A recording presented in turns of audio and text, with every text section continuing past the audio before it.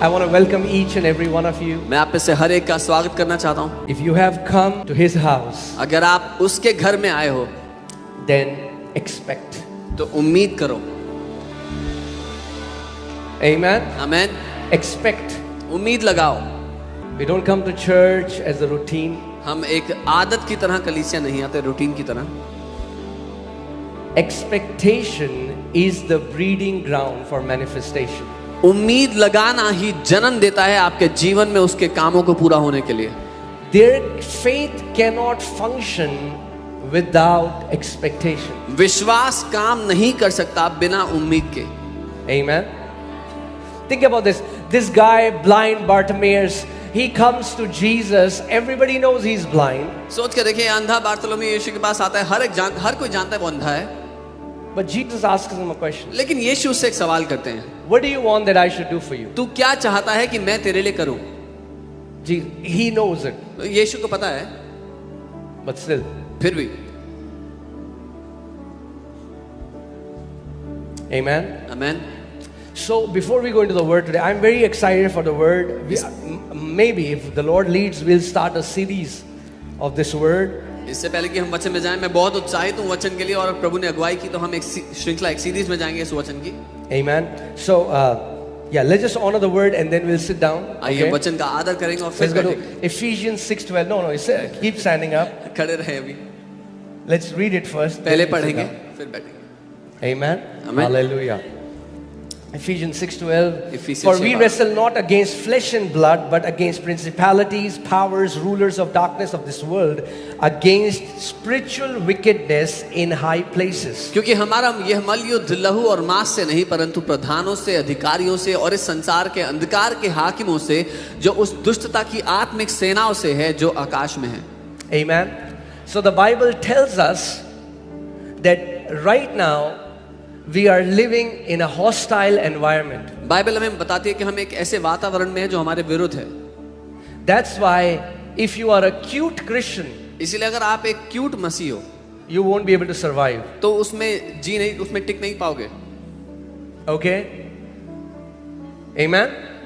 Heaven is not looking for cute Christians. Heaven is looking for anointed, spirit-filled, powerful believers who know their birthright, who know their authority, and they walk in dominion and victory all the days of their life. स्वर्ग cute मसीहों को नहीं तलाश रहा, वो तलाश रहा है अभिषेक से भरे हुए, पवित्र आत्मा से भरे हुए उन महारथी योद्धाओं को जो अपने राज्य और प्रभुता में जिंदगी भर जीना जानते हैं.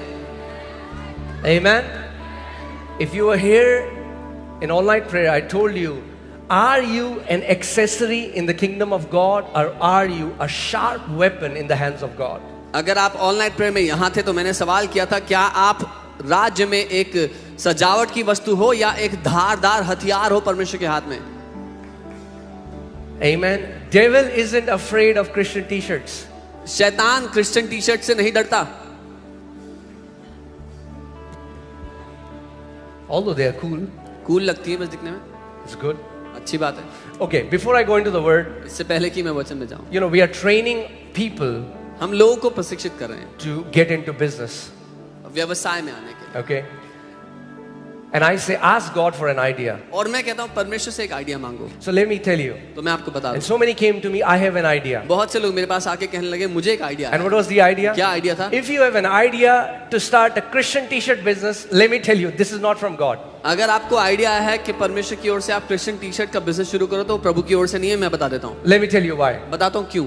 Because everybody wants to start a Christian t-shirt business. क्योंकि हर कोई क्रिश्चियन टी शर्ट का बिजनेस शुरू करना चाहता है. My God is very creative. मेरा परमेश्वर बहुत ज्यादा रचनात्मक है.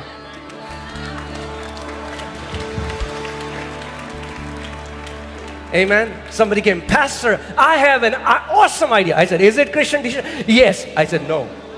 कोई आया, पास्टर मेरे पास बड़ा ही अमेजिंग आइडिया. मैंने कहा क्रिश्चियन टी शर्ट. बोले हाँ. मैंने कहा नहीं, प्रभु की ओर से नहीं है. Do you know why? पता है क्यों? Because I started one. क्योंकि मैंने भी शुरू किया था. And we still have thousands of pullovers and t-shirts to sell. और अभी भी हजारों पुलोवर टी शर्ट बचे हुए हैं बेचने के लिए. Okay, so we had to give it away for half the price. आधे रेट में दे दिया फिर हमने वो. So, coming back to the word. वचन पे वापस आते हैं. Okay. So, we are living in a territory where there are demonic spirits that are continuously trying to influence your thinking.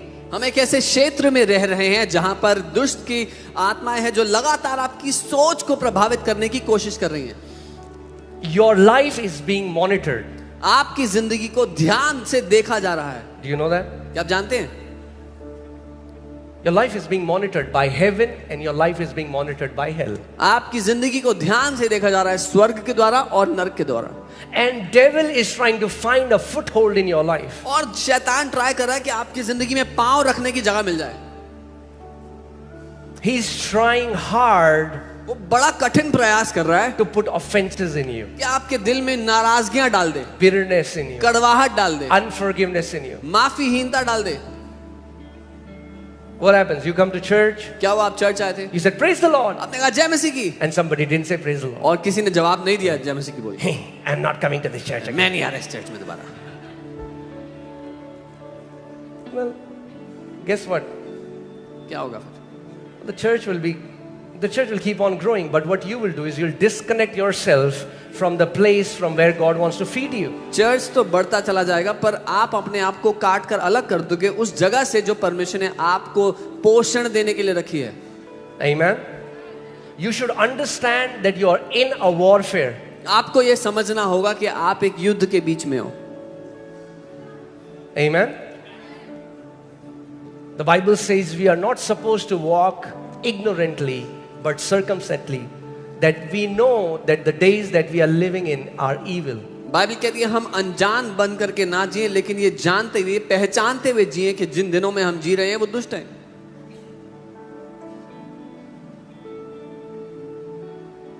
Amen. All right. So, wherefore take unto you the whole armor of God, that ye may be able to stand in the evil day, and having done all to stand. इसीलिए परमेश्वर के सारे हथियार है उसका पूरा कवच बांध लो ताकि बुरे दिन का सामना कर सको और सब कुछ करके स्थिर रह सको. Stand therefore, इसीलिए डट कर खड़े रहो, having your loins girt about with truth, and having on the breastplate of righteousness. सत्य से अपनी कमर कसकर और धार्मिकता की झीलम पहनकर. I want to talk about the breastplate of righteousness today. आज मैं बात करना चाहता हूं इस धार्मिकता की झीलम के बारे में. Amen. You can be seated. आप बैठ सकते हैं. But hear the word, because if you can catch the revelation of what righteousness means, you will always walk as a victorious champion. लेकिन वचन को ध्यान से सुनना क्योंकि अगर धार्मिकता क्या है ये प्रकाशन आपको मिल जाए तो आप जिंदगी भर एक जयवंत योद्धा की तरह जियोगे. There is very limited understanding of righteousness among the believers today. आज के समय में विश्वासियों के बीच में बहुत ही थोड़ी समझ है इस मुद्दे को लेकर के कि धार्मिकता है क्या. See, Paul is telling of an armor, a defensive armor. पौलुस बात कर रहे हैं एक कवच का जो सुरक्षा कवच है. In the olden times when they used to go into a battle, he is giving an example of a Roman soldier. पुराने समयों में जब वो युद्ध लड़ने के लिए जाया करते थे एक रोमी सैनिक की बात कर रहे हैं वो. And they used to have a breastplate. और वो एक झीलम पहनते थे, छाती पर कवच डालते थे. And this breastplate was supposed to guard the most vital organ in the body, and that is what? Heart. और ये जो झीलम है इसका काम होता था शरीर के सबसे महत्वपूर्ण अंग को बचाकर रखना, वो है दिल. And the Bible tells us, above all, guard your heart, for out of it flows the issues of life. और बाइबल हमसे ये आदेश देती है कि सब बातों में बढ़कर अपने हृदय की सुरक्षा कर क्योंकि उसमें से जीवन के सारे मुद्दे उत्पन्न होते हैं. So, the life that you live जो जीवन आप जीते हो is just a projection of what is in your heart. वो केवल एक छवि है जो आपके दिल में है उस बात की.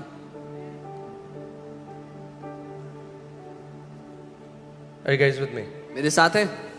You can live in a green tropical area, or you can live in Switzerland surrounded by lush green gardens. But if there is desert in your heart, guess what? You're gonna live in desert even though you're surrounded by greenery. एक हरियाली भरे बारिश वाले area में रह सकते हो या स्विट्जरलैंड की हरी भरी चराइयों में रह सकते हो, लेकिन अगर दिल में रेगिस्तान है तो आपको रेगिस्तान ही महसूस होगा हर जगह. So it's not so much our external surroundings that matter, but what is in your heart. हमारे बाहर जो चीजें हैं ना वो उतना मायना नहीं रखती, पर जो हमारे दिल के अंदर है वो ज्यादा बड़ा मायना रखता है. And what man is trying to do is we are consistently trying to fix our outside and we have ignored our inner life. और लोग क्या करते हैं ना, हम लगातार अपने बाहर की चीजों को ठीक करने में लगे हैं पर अंदर को पूरी तरह नजरअंदाज कर देते हैं. People are trying to fix it with a bigger car. लोग ट्राई कर रहे हैं, बड़ी गाड़ी ले लेते हैं And they get a bigger car. और बड़ी गाड़ी आ जाती है And they feel good for a week, 10 days. हफ्ता 10 दिन तो अच्छा लगता And है, then it's gone. फिर चले जाते हो. And they try to fix it with a higher salary package. बड़ी सैलरी मिल जाए And उससे then more. और मिल जाए And then more. और मिल जाए, But it's never enough. पर कभी काफी नहीं होता वो. Are you guys with me? मेरे साथ हो ना. That's why it's very important for you to understand righteousness. इसीलिए बहुत आवश्यक है कि आप धार्मिकता को समझो. Okay? So, hallelujah. तैयार हैं आप वचन के लिए? Are you ready for the word? Do you know if devil was a preacher today, आप जानते हो अगर शैतान आज एक प्रचारक होता what would be his message? तो उसका क्या संदेश होता? If devil was a preacher today, अगर शैतान आज एक प्रचारक होता he would stress on morality a lot. तो वो बहुत अहमियत देता नैतिकता पर. वो नैतिकता का बेस्ट प्रचारक होता. He would have been the best preacher of morality. जानते हैं आप? You know that? शैतान अगर प्रचारक होता तो लोगों को ये नहीं कहता सिगरेट पियो, व्यभिचार, ये कभी नहीं कहेगा वो. If devil was a preacher today, he would not tell people to drink and smoke and all that. वो कहेगा अच्छे काम करो He will tell them to do good और works, दान करो, give more, पवित्र जीवन जियो. live a holy life. He will teach morality without Christ. वो नैतिक जीवन जीना सिखाता बिना मसीह के. Because doing good without Christ will not make you righteous. क्योंकि बिना मसीह के अच्छे काम करना आपको धर्मी नहीं बनाएगा. Are you guys with me? मेरे साथ हो? Now I know some people are thinking, so are you saying that we shouldn't do it? Hold on. मैं जानता हूँ कि लोग सोच रहे हैं कि आप मतलब अच्छे काम नहीं करेंगे. रुको रुको रुको, That's not what I said. मैं ये नहीं कह रहा हूँ. That's why you have to understand what righteousness is. इसीलिए आपको समझना जरूरी है धार्मिकता है क्या. Are you ready? मेरे साथ हो? Yeah. So,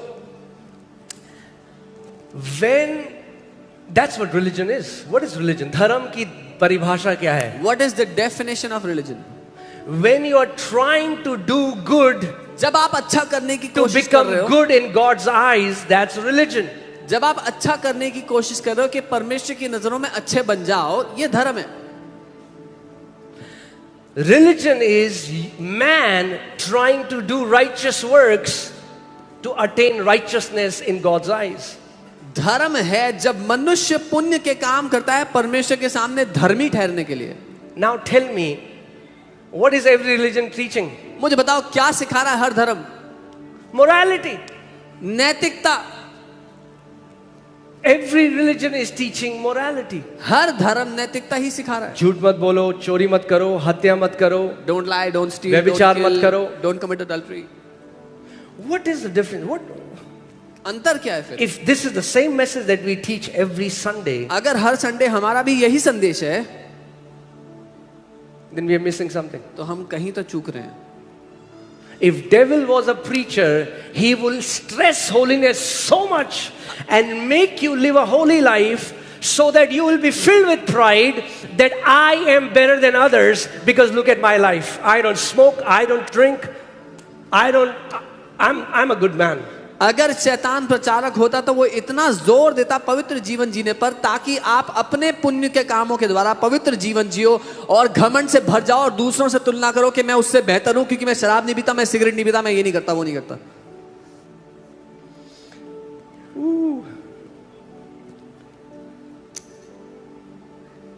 Amen.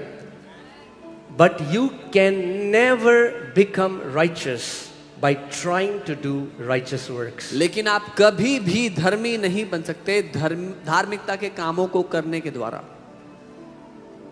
अगर ऐसा होता If this was so, तो आज मसीह की जरूरत नहीं थी इस दुनिया को. then we had no need of Christ today in this world. आप जानते हैं मसीहों से कई लोग ऐसे हैं जो ज्यादा पवित्र जीवन जी रहे हैं, कैलाश पर्वत में चले गए, मगर परमेश्वर की नजर में वो धर्मी नहीं है, राइचस नहीं है. Do you know there are people that are living a more holy life in terms of works than Christians? They have gone to be on mountains and they are living a secluded life, but they are not holy before God. They are not righteous before God. Amen. Hallelujah. Are you alive? जीवित हैं.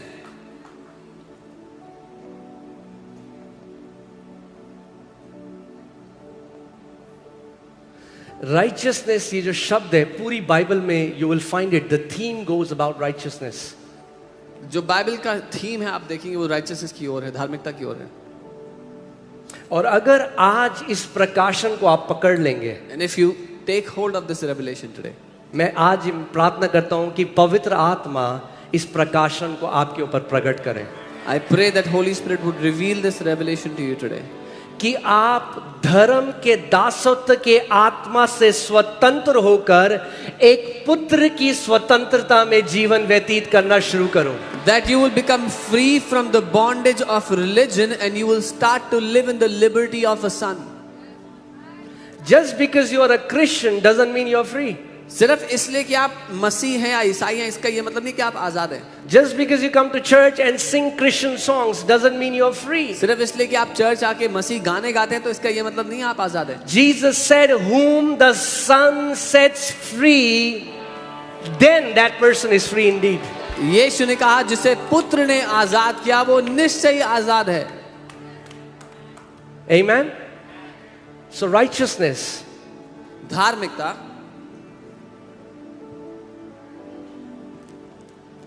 what does righteousness means? Righteousness, धार्मिकता का मतलब क्या है?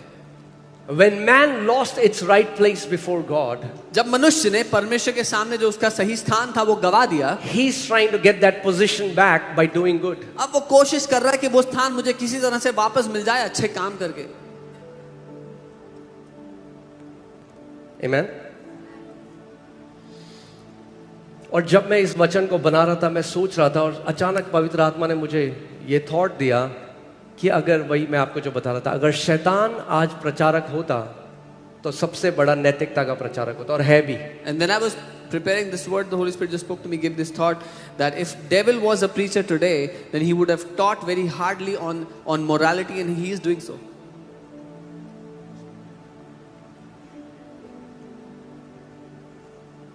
Amen. चलिए Romans 10:1 को देखते हैं. रोमन्स 10:1. रोमी 10 उसका 1. Romans 10:1. Brethren, my heart's desire and prayer to God for Israel is that they might be saved. हे भाइयों, मेरे मन की अभिलाषा और उनके लिए परमेश्वर से मेरी प्रार्थना ये है कि वे उद्धार पाए, इज़राइल उद्धार पाए. पौलुस प्रेरित किसकी बात कर रहे हैं? Who is Paul the apostle talking about? Come on, talk to me. हाँ, इजराइलियों के लिए. और वो क्या कह रहे हैं? मेरी क्या प्रार्थना है कि वो क्या करें? उद्धार पाए. इसका मतलब इजराइलियों ने उद्धार नहीं पाया है. Paul the apostle is talking about the Israelites and he's saying, I pray that they would receive salvation. That means they have not received the salvation. Because some Christians, not Christians, let me say, because some born again believers don't understand who they are, they think Israelites are above them. कई ऐसे नया जन्म पाए हुए मसीह हैं जो नहीं जानते कि वो हैं कौन, इसीलिए उनको ऐसा लगता है कि जो इजरायली हैं वो हमसे ऊंचे They दर्जे think के हैं. Jews are more acceptable in God's eyes than we are. उनको लगता है कि यहूदी लोग ज्यादा ग्रहण किए हैं परमेश्वर ने हमसे ज्यादा. Apostle Paul says they are not saved, and this is my prayer that they might be saved. पौलुस प्रेरित कह रहे हैं कि उन्होंने उद्धार नहीं पाया और ये मेरी प्रार्थना कि वो उद्धार पा लें. Now there is a move happening. People go to Israel. It's good. You want to go there. Go there. एक चलन चल रहा है, लोग इजराइल जाते हैं, अच्छी बात है, जाना तो जाए, But don't become a Jew. लेकिन वहां जाके यहूदी मत Then they बनो. say, I'm a Messianic Jew. फिर बोलते हैं मैं मैसियानिक यहूदी. Really? सच में? God has set you free from bondage. You want to go back to the bondage? प्रभु ने आपको बंधन से आजाद किया, वापस जाना चाहते हो बंधन में?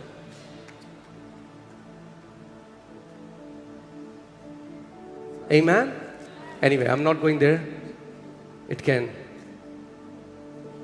Okay. Some people might get upset. So, what does the word tell us? So that means Israel is not saved. वचन हमें ये बता रहा है कि इज़राइल का उद्धार नहीं हुआ. The descendants of Abraham. Abraham के जो वंशज हैं. Do you know a religious Jew lives a much more moral life than a normal person in the world? क्या आप जानते हैं एक धार्मिक यहूदी एक सामान्य व्यक्ति से जो दुनिया में है उससे बहुत ज्यादा नैतिक जीवन जीता है. They still observe Sabbath. वो अभी भी शब्द को मनाते हैं. हम लोग इज़राइल में थे और सैटरडे आया, सब्त का दिन, होटल में कोई भी नहीं है. We were in Israel. No waiter, no chef, nobody. On Saturday, the day of Sabbath, there was nobody in the hotel. कोई waiter नहीं था. कोई कहाँ गए सब? Where बोला शबात है. I said Sabbath. फिर हम बाहर गए, बोला फोटो मत लेना आज. Then we went outside. They said don't click pictures. Right? So they are not saved. वो उद्धार नहीं पाए. All right, verse 2. दूसरी आयत. For I bear them record that they have a zeal of God but not according to knowledge. क्योंकि मैं उनकी गवाही देता हूँ कि उनको परमेश्वर के लिए धुन रहती है परंतु बुद्धिमानी के साथ नहीं, ज्ञान के साथ नहीं. ध्यान से सुनो. उनको क्या है? ज़ील है, धुन है परमेश्वर के लिए. They have zeal for God. और उस ज़ील में वो क्या कर रहे हैं? वो उपवास कर रहे हैं, वो प्रार्थना कर रहे हैं, वो सारी रिलीजियस एक्टिविटी कर रहे हैं क्योंकि उनके अंदर क्या है? एक धुन है. What are they doing in that zeal? They are fasting, they are praying, they are doing all the religious activity because they have a zeal for God. क्या उन्होंने उद्धार पाया लिया? Have they received salvation? कितने सारे ऐसे लोग हैं जो कैलाश पर्वत चले गए. There are so many people that went up the Mount Kailash. उनके अंदर धुन है परमेश्वर को ढूंढने की. They had a zeal to find 30 God. साल से वहां पे हैं. 30 years they've been there. क्या उन्होंने उद्धार पा लिया? Have they received salvation? No. नहीं. So Paul is saying that they have a zeal for God. Paul कह रहे हैं कि उनके पास जुनून तो है, धुन है प्रभु Like के लिए. many Christians have zeal for God. बहुत से मसीहों में भी जुनून है प्रभु के लिए. It's good to have zeal. अच्छी बात है जुनून होना उसके लिए. But zeal should come after revelation knowledge, not before. लेकिन वो जुनून प्रकाशन ज्ञान के बाद आना बेहतर है, उससे पहले नहीं. Amen. And he says that these Israelites, they have zeal but not without knowledge. और वो कहते हैं इन इजरायलियों को परमेश्वर के लिए जुनून तो है पर ज्ञान नहीं है. Now, by knowledge, Paul is not saying that they don't know their Bible. अब पौलुस ये नहीं कह रहे कि वो अपनी बाइबल नहीं जानते. Whenever a boy turns 13 years old, he's called bar mitzvah. That means son of the commandment, and he can verbally recite all the first 5 books of the Bible called Torah. जब एक यहूदी लड़का 13 वर्ष का होता है तो उसका बार मित्सवा नाम की एक सेरेमनी होती है जिसमें वो उसको आज्ञा का पुत्र कहा जाता है और उसको पहली 5 किताबें रटकर मुंह जुबानी बतानी होती है जिसको तोरा कहते हैं. Amen. So जब एक 13 साल का बच्चा मैंने 13-year-old पूरी पहली 5 किताबें जो मूसा ने लिखी मुंह से बोल सकता है, can recite the first 5 और books of पॉल Moses उन लोगों verbally, को कह रहा है कि इनके पास ज्ञान नहीं है. and Paul is telling these people they don't have knowledge of God. That's why his message was very offensive to Jews. इसीलिए उसका जो संदेश था यहूदी नापसंद करते थे, नफरत करते थे उससे. Is this making sense, guys? समझ में आ रहा है? I just want to lay the foundation कि मैं आपको slowly righteousness की तरफ ले जाऊं. It's one of the most beautiful and powerful and liberating revelations in the Bible. I'm just laying the foundation so I can lead you to righteousness. ये सबसे ज़्यादा शक्तिशाली, प्रभावशाली प्रकाशन है बाइबल का. Amen. If you understood what righteousness is, you will live healthy. You will live as a son of a king. You will live without guilt. You will live without condemnation. You will live in victory all the days of your life. अगर आप जान गए धार्मिकता क्या है तो आप एक राजा के पुत्र, राजा की संतान की तरह जियोगे, बिना दोष के जियोगे, स्वस्थ जीवन जियोगे, जिंदगी भर जय में जियोगे. Amen.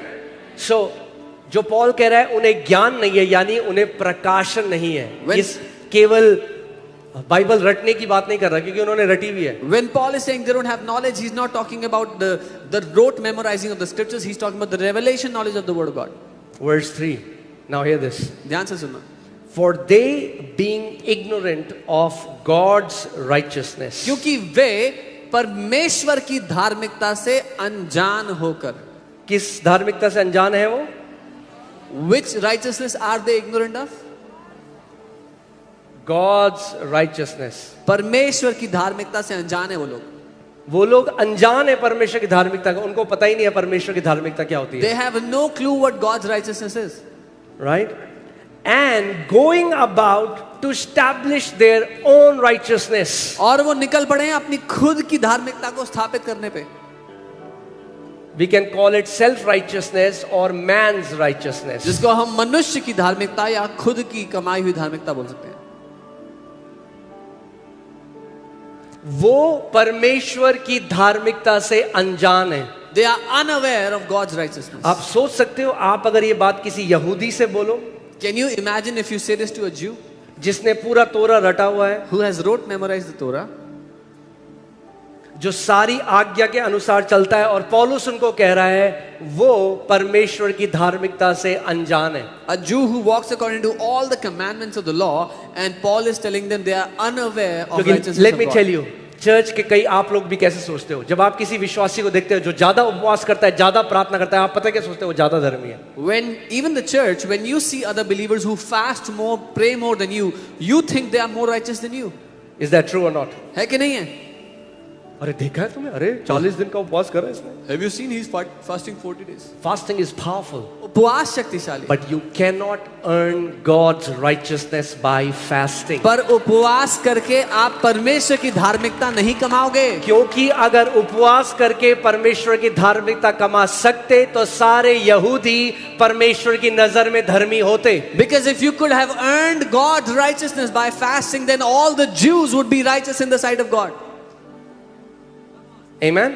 So दो प्रकार की धार्मिकताएं, बोलो दो प्रकार की धार्मिकताएं. So there are two kinds of righteousness. Say two kinds of righteousness. कौन कौन सी हैं? What are they? हाँ, God's right, परमेश्वर की धार्मिकता God's righteousness और मनुष्य की and धार्मिकता. man's righteousness. अब आपको आज चुनना है आपको कौन सी चाहिए. Now you have to choose which one you want. Come on. Okay, so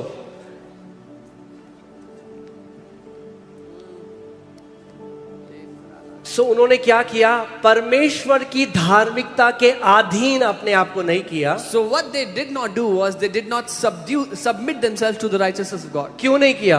Why did they not do so? क्योंकि वो अपनी धार्मिकता स्थापित करना चाह रहे थे. Because they were trying to establish their own righteousness. They feel I will be more acceptable in God's sight because I'm fasting more, I'm praying more, I don't smoke, I don't drink. उनको लगता है कि परमेश्वर हमें ज्यादा ग्रहण कर लेगा क्योंकि हम तो उपवास करते हैं, प्रार्थना करते हैं, शराब नहीं पीते, सिगरेट नहीं पीते. आपको याद है एक दृष्टांत प्रभु यीशु मसीह ने बताया, वो कह रहा है दो लोग मंदिर में आए, एक फरीसी और एक पापी. फरीसी ने कहा, ओ परमेश्वर तेरा धन्यवाद हो, मैं इस पापी मनुष्य की तरह नहीं हूं प्रभु, मैं हफ्ते में 3 बार उपवास रखता हूं प्रभु, ओ तायत भी देता हूं परमेश्वर, ओ सारे धर्म कर्म के काम करता हूं प्रभु, धन्यवाद, मैं इस तुच्छ मनुष्य की तरह नहीं हूं. Jesus told a parable that two people came into the temple. There was a Pharisee and he's like, and there was a sinner, and the Pharisee said, thank you God that I'm not like this sinner. I fast 3 times a day, I give tithe and I do all the good things. I'm not like this lowly man. और जो पापी था उसने कहा, प्रभु मैं इस लायक भी नहीं कि मैं अपनी नजरें स्वर्ग की तरफ उठा सकूं. और यीशु ने कहा, परमेश्वर की नजर में ये जस्टिफाइड हुआ, ये धर्मी ठहरा, और इसकी प्रार्थना परमेश्वर ने नहीं सुनी. क्योंकि जब आप अपनी धार्मिकता लेकर परमेश्वर के पास जाओगे, परमेश्वर मनुष्य की धार्मिकता को ग्रहण नहीं करता है. But this man who he said was a sinner, he said, Lord, I cannot even lift up my eyes to heaven. And Jesus said, this man's prayer was accepted. He was righteous in the sight of God. But God did not receive that man's prayer because God does not accept man's righteousness.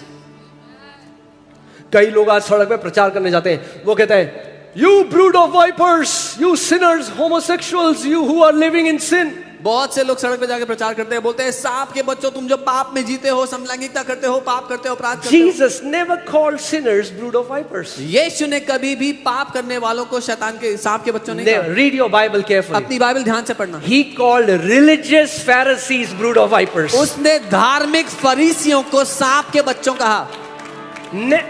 Met a prostitute, he called her daughter. वो एक वैश्य से मिलता है, उसको बेटी कहता है. daughter, बेटी, daughter. बेटी।